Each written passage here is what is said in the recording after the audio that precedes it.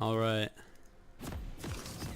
Alright, so this is a recording, an analysis of the Korean Riven player pi99, who I believe is also VTG FIFA on the Korean server from my research that I found out on some Riven builds. He does an interesting Riven build where he likes to go for Ravenous Hydra first. So I wanted to do analysis on his game because I'm trying to test out the game, trying to test it out myself. Let me just turn this down a bit. All right, let's speed this up. Let's get this going. So I need to change some stuff real quick. Don't want to see these, but I do want to see these.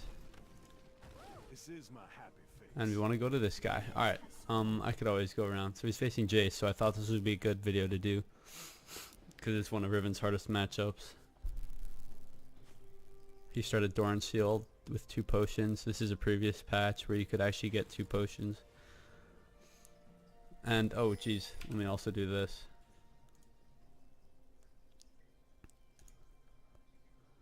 Should have done this before. All right, we're good. Let's keep going. So right when he comes into the lane, he starts E already. So that's just to sort of keep him alive in the lane.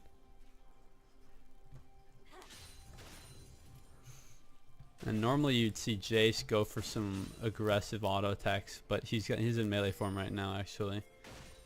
Oh, psych! It's the little bug. Now he's going in for a trade on level 1 because he has his jungler Ivern, takes his red, goes blue. Oh, he marks his blue, he ran red, stole it, and he came for getting top. So that wouldn't happen in an average game, without an Ivern of course, and without a Ivern doing strats like that. Saves his smite for the red. I don't think that's actually a weird Ivern strat, but I did not watch a lot of Ivern, or play a lot of jungle. So right now in this matchup, from my experience, he does not have an advantage against Jayce for a very big part of the game, because Jayce has access to 2 times the amount of abilities he has, and Ivern's coming for another cheese gank. Okay. So the wave's building up on his side, and Nunu's seen mid right here, and he hits level 3 and he immediately goes in for a trade. Even though there's a big minion wave here, he does take Thunderlords every game. He goes for the big trade, and then disengages. I need to rewatch that. I have to go back here. Okay, we're gonna hit M. He's farming the waves. He doesn't have Q. Jayce doesn't have Q. And he's very close to getting level 3. I'm sure it's off this minion right here.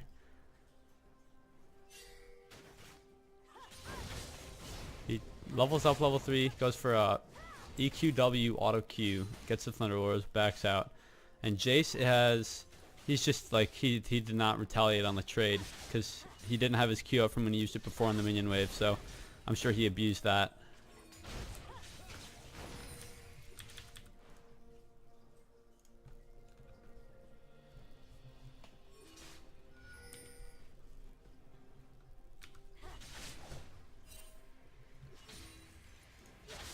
So Jayce backs and teleports back in, which is definitely not ideal for him. He's teleporting into a lane that's frozen, or potentially frozen. He tries to unfreeze it, and Ivern's here for another gank.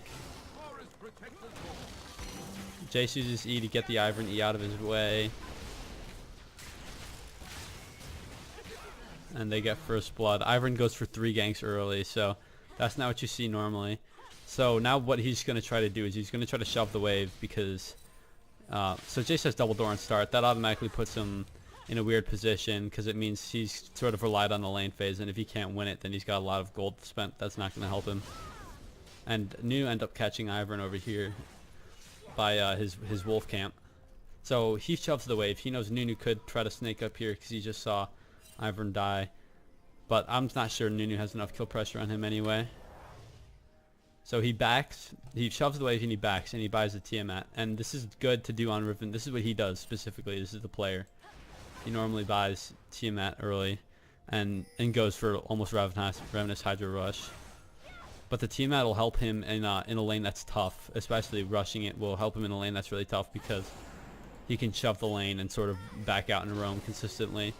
It also gives him a lot of damage from my experience. It feels really powerful early game, but you're very, very squishy. Now with the item advantage he has, he just goes for a trade immediately. He also had a level advantage just a moment ago. He ends up burning Flash, and Jayce has no Flash, we know this, but he does get the kill on him, but he wasn't expecting a Nunu gank. We can infer Nunu is going to gank here, though, because his... Let's rewind.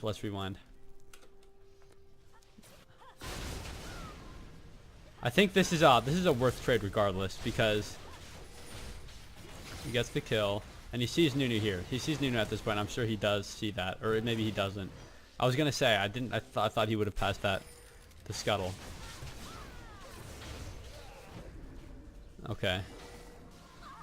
So he ends up dying, but this is good for him because let's see. Hopefully, maybe I'm not. Maybe I'm wrong. I think I am wrong. Oh no, I'm not. This is very lucky.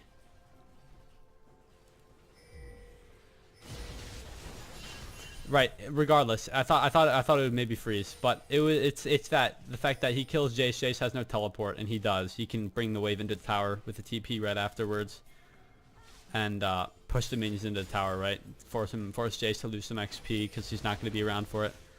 If we go back to pi99, pi99, going for a gank. He has no card, and so that's really good. That was really good of him. Notice the placement of his third Q is very calculated. It is actually calculated, obviously. So he knows TF has flash and he just uses his card. He does it right in this area. He throws it right here because if TF flashes from any point, from right here, if TF, we'll play a little bit more. Here we go. It's gonna happen right now. If TF is here, if he flashes here, any of these areas right here, unless TF really predicts this and flashes over here, he's going to land this third Q and it's going to be a kill no matter what. He knows he has the damage for it. All right, he went for a Doran's blade, and the Doran's field. He always does this. He always gets a couple Doran's items. That's just his playstyle. And these are also very important in the top lane. You I don't do it myself, but it's definitely something that can change a lot of the game. Just the sustain is unreal from those honeydews. And I'm speeding up through a kill. He gets hit with an EQ. He hits level 7. He's got a level on him, and he sees Ivern, so he just goes in. There's not a lot that Jayce can do about it. Jayce hits him with the E, but he's already slowed. He had Storm Raiders, but it's not going to do much for him. He had flash, but he managed to kill him just before he could flash over the wall. So it's just playing around where his jungler is. And I should really think about where Nunu is right now as well. So I'm not going to turn on the thing. He shoved the wave into tower, of course. So the playstyle he's played so far, he's shoved the wave with Tiamat and gone for roams mid lane. That's what he's done. When he gets the Tiamat early, he just pushes waves into the tower, forces Jayce to lose some minions, and then goes for a roam. So he's coming back to lane with a Caulfield's Warhammer. This gives him some early 10% cooldown reduction, obviously, and gives more kill pressure on Jayce. He doesn't buy, like some Riven players would think about buying a Ninja Tabi, but he's 4-1, so he knows he can consistently all in the champion. And I think this build is really good for the Jayce lane because it sort of allows him to leave the lane and get fed elsewhere. Okay, Jayce has Ninja Tabi, so he's sort of... in my position, I would be worried about if I have the damage or not. So, okay, Jayce is teleporting. He's going to shove and take this tower. It's his first tower. Meanwhile, I'm going to go look at what's going on bot lane. Jayce gets 2 kills. Okay, he missed the Q. Never mind. It's all good for him. So he takes first turret because Jayce is TP. Which in my opinion is worth it for his team. because now the person who's snowballing now has 400 bonus gold. And now he has no teleport. There's no pressure top lane right now on him. So he just takes he's gonna go like take whatever he can in the top side of the map. This is very, very standard, but it's very, it can like change. It can do a lot because this puts behind. He knows where Nunu is. He knows the dragon's been taken, so he knows Nunu's down there right now. But he's gonna recall anyway because he knows Jayce is gonna show up top lane soon enough, and he can't fight the Varus because there's always the assumption that Karma's hiding around the fog of war, because that happens very, very often with good ADCs. Let's speed this up, follow pi99, and we see Nunu. So we saw Nunu there on the bot side, and Jayce decided to go bot lane because he's having such a hard time in the lane. And see, there's the trick that bot laners do all the time. It's very annoying. He's got to dodge this. He can't dodge it. There's no reason. He got killed by the ignite anyway. Yeah, so let me go back and look at this engage again. I would have done the same thing, to be honest. I would have think I could kill him before the support can even get to him. But let's find out. Let's see here. He ults prematurely in the bush, which is really good because that's gonna like you don't need to do the ER cancel and potentially waste some time if you could just ult from inside a bush, right? But he ends up getting baited because the Karma, he shouldn't have gone for the all-in anyway, because there's a big wave coming into the tower. This is definitely a mistake. There's a big wave coming into the tower, and he definitely don't want to miss this many minions. It's basically like getting a kill. But yeah, it's pretty obvious that Karma is hiding around the outside, in my opinion. I think that's pretty obvious. I'm going to speed this up. See the bot laner. So right now, he swaps lanes again because he knows he has no kill pressure on the two of them. And his laners were going to protect the wave anyway, so he's going to go back bot lane to where Jayce is. He's definitely the strongest member of the team right now. We have Blitzcrank support and Lucian ADC. They're not as strong, so he's definitely got more pressure on a turret here than they do together. So this is like the bot lane takes turret. In a different game, let's say bot lane takes turret and then top lane doesn't, so they swap because bot lane could take top turret, you know. But it's the other way around because I think the Riven has a lot of kill pressure, especially if the Jayce has already tried to swap bot because he's losing top lane very hard. So you don't want to put the Riven in a 1v2 situation. He goes bot to save the turret. He wants to be mid, but he needs to hit this wave here. Jayce has a cutlass, so it's going to be hard to catch up to him eventually. He TPs. He takes the wave and he TPs immediately. Well, this is going to be flame. Okay, he gets the Karma. And Jayce, yeah, we saw Jayce walk in mid. He gets hit with the card, and that sucks, yeah. He just walked a little too close there. I think there was much he could do. The fight was over too soon. I think what happened there was... his team, let's go back and see what happened prior to his teleportation. They're looking for a pick here without their strongest member, which is the biggest problem in my opinion. But they really do just get sort of collapsed on by the Karma and the Varus.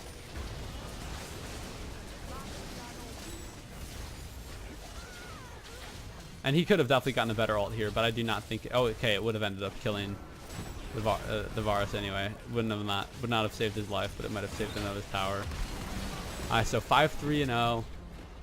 He's got the Ravenous Hydra at the Caulfields and the Ionian Boots. And he's got 109 CS, which is not bad. So he likes to play a roaming style, I've noticed.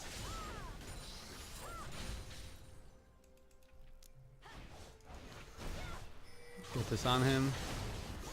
He's got nothing to do there, so he pushes the wave and he's sort of sitting around. He's like, all right, I've got nothing to do. He takes Grump because it's good. Always have some gold income. Always got to be efficient with your time, always. And right here, I'm not sure. I have to pay more attention to the map, but I'm assuming that they saw Nunu somewhere on the map when before they decided to try to take this. Gonna speed through here a little bit. TF ults. Okay. The TF ults pressure is always a possibility. So TF ults here. And we saw their bot lane, mid lane just a minute ago. So this is definitely potential for a collapse, right? And we see that happening right here. That's really unfortunate. That is really unfortunate. Blitzcrank tries to snag the kill. I'm gonna watch this.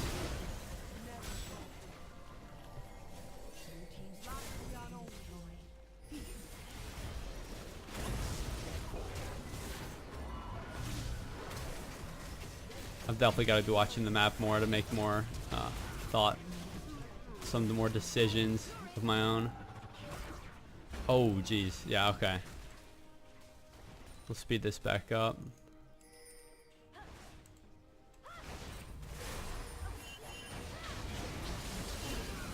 And he obviously finds a nice pick on the Varus who overstayed.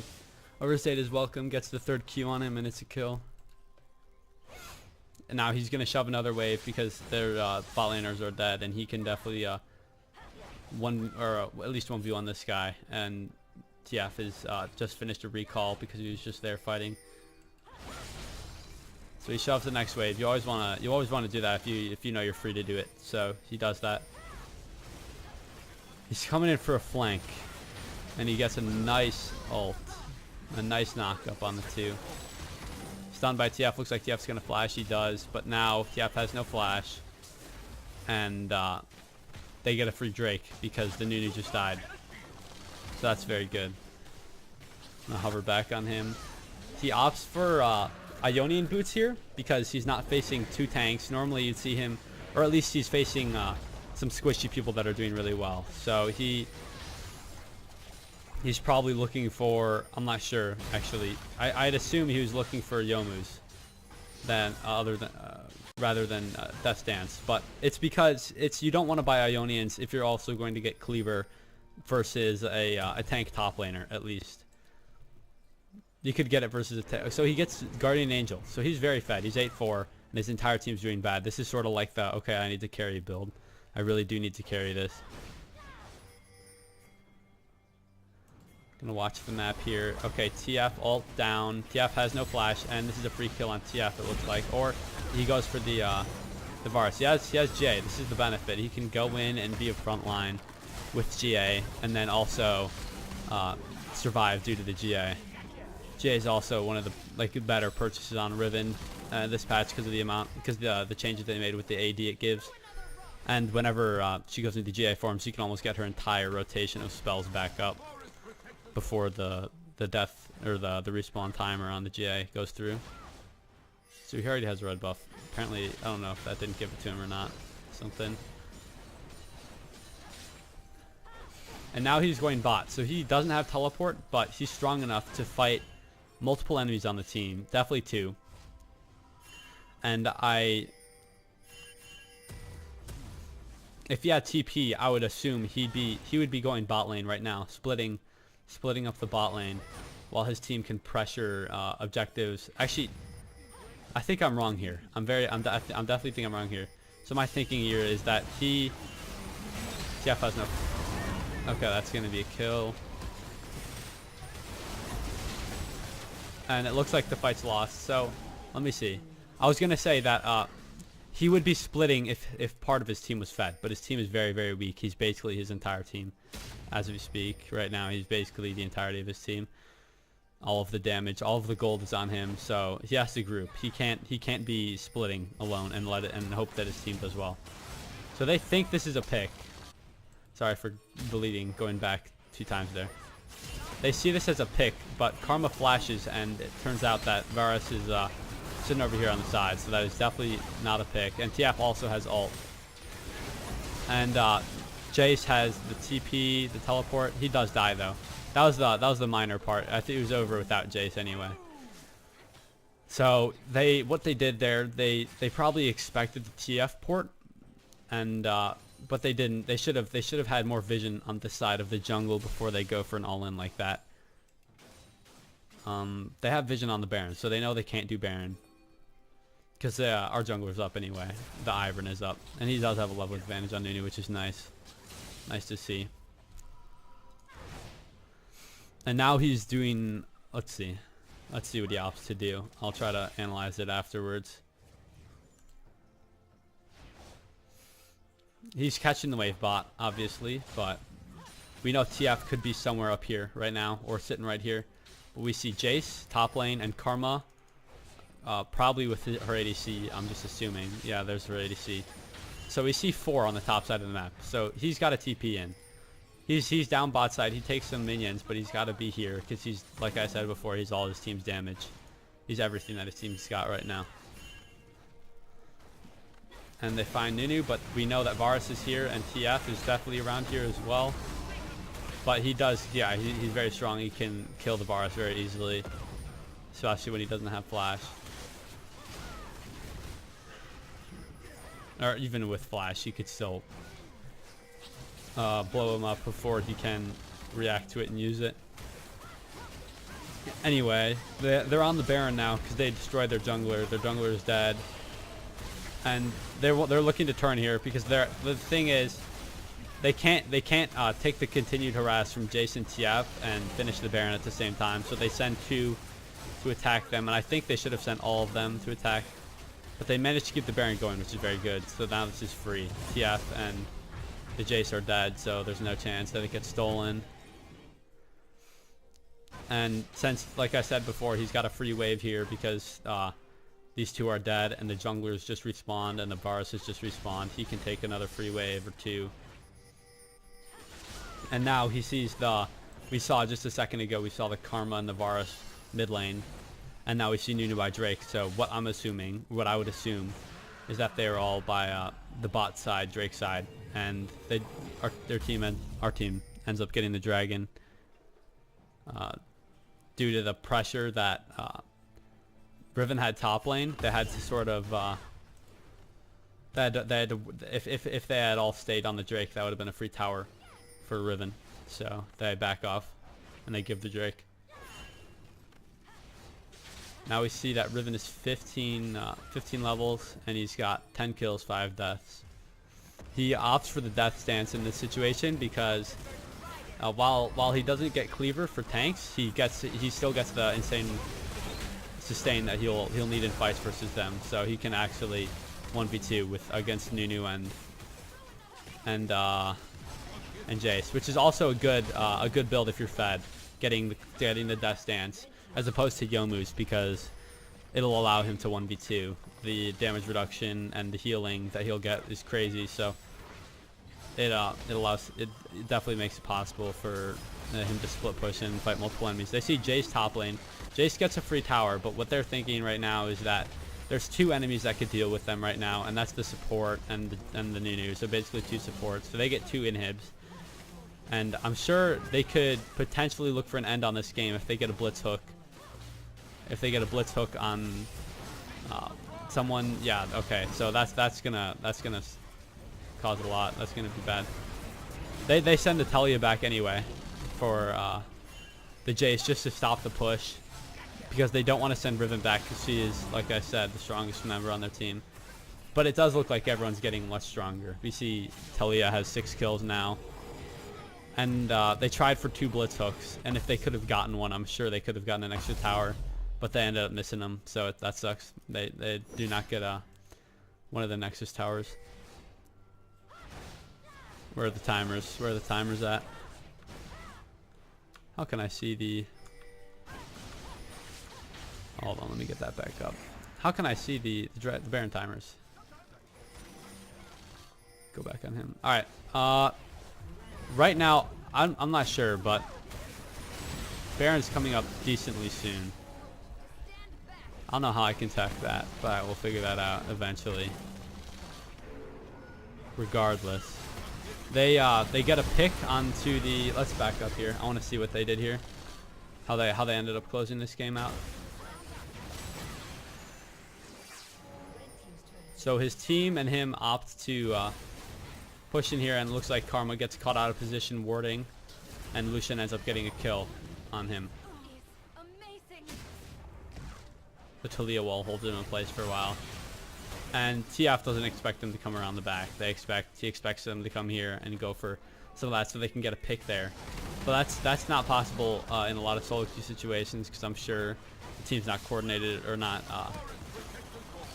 smart enough to go for a play like that, especially not me, at least.